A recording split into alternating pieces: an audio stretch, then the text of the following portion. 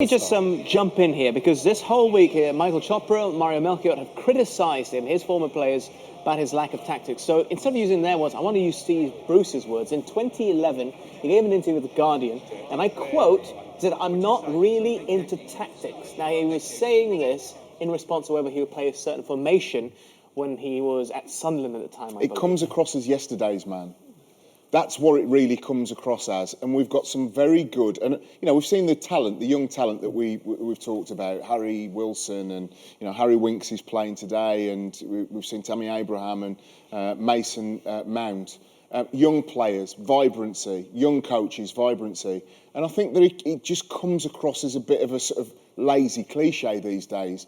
Hops from, and the other thing is, football people feel quite resentful because in the last 12 months. He's been at Aston Villa, big club. He's been at Sheffield Wednesday, big club, and Newcastle United, big club. Has he earned that? I'd suggest he hasn't earned that. So there are lots of coaches thinking, why should I bother coaching? If somebody like Steve Bruce with kind of antiquated ideas on the game, not too much detail, but he's an old school football man. Players say that, in his defence, we all know there's a lot of managers now in the game now and coaches now who don't coach, who generally don't coach. That is a special art that very few managers want to take that extra responsibility. We discussed Pep Guardiola earlier. He is someone that coaches. He's a manager, but he also coaches to help players become better. He has an identity. We go to the thing about players and clubs having an identity. Throughout his years, Poch coaches. And he also delegates. Yeah, and with Steve Bruce, the thing is, as much as players say that, even with that, he still doesn't have an identity. You watched him at Villa. Do Villa have an identity? No. It's a bit old school. Here you go. This is the team. Get on with it. And eventually, he just wanted to spend his way out of it. Newcastle haven't got that kind of money. They brought in Joe Linton. I think that the signs in the first game against Arsenal were promising. You can be the manager of a club, but that doesn't particularly coach. But then you need alongside you your top coach. You've got Stephen Clements, Ray Clements' son. Yeah, who's a very good coach. He's been with him for quite a long time. Yeah, exactly. Always been alongside him. Is he good enough? Well, I guess time will tell. Who else is there? Is it Steve Agnew, is he? I think Steve Agnew's had for quite a while. Yeah, as well. He had Nigel Spink as a goalkeeping coach for quite a long while. I mean, he's changed coaches as he's gone on. But I would never look at his coaching staff and say they're going to end up at Manchester City or they're going to end up at Liverpool or they're going to... You could say that because we know football's a small industry. Players talk, coaches Phil talk, everyone knows. Last week, Nige, on the pitch at Norwich, in the post-match comments, he said he knew that there wasn't something right. This is one of the three central defenders that will play today. Local lad, he's been there for a number of years now, through the ups and downs in the Premier League years. He said something wasn't right in the warm-up. If something isn't right in the warm-up, on game 2, you're struggling. Yeah. Big time. And that points in one direction towards the manager. When he comes in, you go, you'll take a new coach. But it's not right from the top of that club, is it, Newcastle? Right, yeah. Because the owner's been trying to sell it for about 4 years. Out of interest, because you all know who Steve Bruce is, let's say someone like Joe Linton might not be aware of him or his managerial record.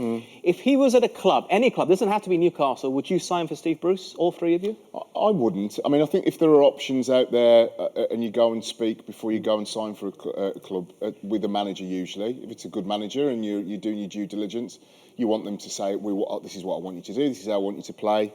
I just think there'd be a lot of cliche for Steve Bruce. Yeah, I want you to come to the club and want to do this. I want to know how I'm going to play, how you're going to bring people around me, how you're going to coach me, how you're going to develop me, and how you're going to make me better. Does Steve Bruce now, at this stage of his career, make players better? That's the question. So it's the relevant question. No for me. And there's a burning image of Nigel in the corner of my eye. You're looking at me. I can see you. I would. It's just for me, it's just to play in the Premier League, isn't it? That's what it is to me. It boils down to it. Managers have a certain responsibility, but at the same time, as a player, you have a responsibility. You have to go out there and perform. It does. I'm just from that different generation of, at times, we used to police ourselves. And, again, we go back to talking about characters in the modern game and personalities. Is there really anyone in that Newcastle team, apart from Lascelles, really a little bit, Shelby a bit, but Lascelles is more of a leader and character? Does he have other players around him that will support him if he, wants to get so? He doesn't. If I had the choice of playing under any of the so-called coaches or managers of clubs Well, in in the the same Premier zone, League the at same- this the same precise kind of moment in zone. time, Steve Bruce sits right down the bottom of that list because there are Would so you prefer many to play for better. Eddie Howe? Yes, Oh, yeah. 100%. So, same kind of area. Would That's you Eddie Howe, would you yeah. rather play for Roy Hodgson? I would play for Roy Hodgson. Yeah, I think yes. Roy Hodgson is tactically far more astute than Steve Yeah. Bruce. Roy And he's Hodgson 72, coaches. so this isn't an age thing he either. A lot of coaches. people think of Steve Bruce and he's been in the game a long time. He's 72, Roy Hodgson. He's always been coaching. That's the thing. Roy Hodgson's always what we been do have to coaching say very here and tactically. now, and I'm going to say, I've never played under Steve Bruce. I've not been coached by Steve Bruce. I truly don't know what he is like. I know a lot of the Villa players liked him because he's a likeable guy. Yeah. But I think that they felt that the attention to detail of a modern manager was missing. You're coming. I mean, I've got apps on. If you've seen the heat maps and the player influence, he's not interested in any of that. Zero, none. So in a day and age of marginal gains, cycling and kind of can we get cyclists to do this or rugby players to do that, eke out that little percentage extra. I'm not convinced. And Steve Bruce didn't do that. Dean Smith took over the same group of players and were unbeaten till the end of the season. We'll go to the playoff final, get into the Premier League. They've cashed the Premier League check and they're now moving forward against Everton. But Villa fans never felt that with Steve Bruce. So Jurgen Klopp brings in a throwing coach, for example. Can you imagine Steve Bruce doing that? Absolutely not. And those are the margins that we're talking about. I have to laugh. I can't imagine any manager having to bring in a throwing coach. But in the modern game, this is what we're talking about. Honestly, No, but I think he's like a freelancer. He actually goes to multiple clubs.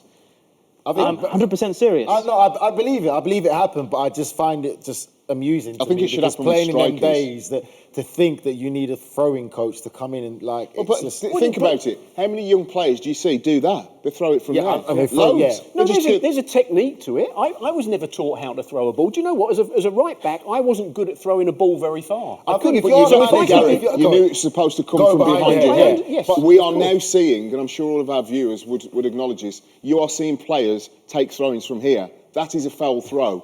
In the laws of association football, it's supposed to come from clearly behind your head. So it's not a surprise that some guy has gone. If you are a manager can't take and you throw-ins. have coaches and your first team coach, you as a manager cannot tell a kid that this is the proper way to take a throw. You can't do that. You have to hire a coach. You've got to look at yourself as a manager. I'll tell you a true story. He said it on the show, so I'm not breaking any secrecy here. Robert Hoof didn't know how to take a throw-in till he got Robert to... Hoof? Robert Yeah. Hoof. Oh, my Till he got to, I think it was Tony Pulis. Who loved that the throwing, doesn't by He the loved way. the throw-in, and then he Rory was... Galap. And he was upset that Robert Hoof didn't know how to take a throw-in. So there you go. You just never know in the world of football You learn sometimes, I something guess. every day. Crikey, I It's a mean, funny old what's game. under 11's football Yeah. for you? Yeah. You should go Nice to school to take a for that. You throw-in. learn all of those things there, don't you?